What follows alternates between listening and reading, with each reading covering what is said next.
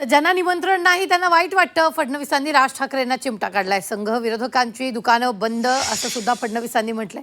अनेकांना आता मळमळ वाढली आहे असं सुद्धा फडणवीसांनी यावेळी म्हटलेलं आहे.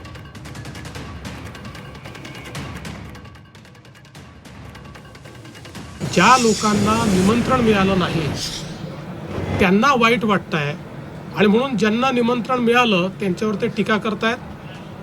मला असं वाटतं की संघाचे 100 वर्ष पूर्ण झाले.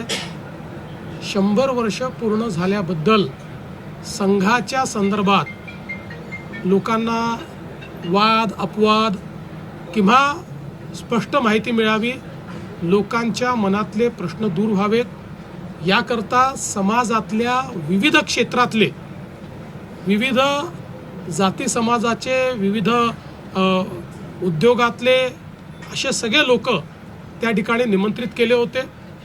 आणि आपण बघितलं असेल तर बहुतांश लोक असे होते की ज्यांचा कधीही संघाशी संबंध आलेला नाही.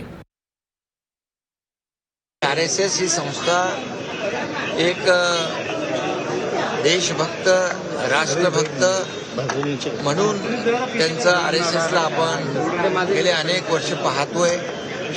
आणि कट्टर देशभक्ती आणि राष्ट्रभक्ती RSSच्या माध्यमातून देशाने पाहिलेली आहे, जगाने पाहिलेली आहे. आणि ज्या ज्या वेळेस संकट येतात, आपत्ती येते, आपदा येते, त्या वेळेस RSSचे स्वयंसेवक स्वतः जाऊन स्वतःला धोक्यात घालून त्यांना मदत करण्याचं काम करतात.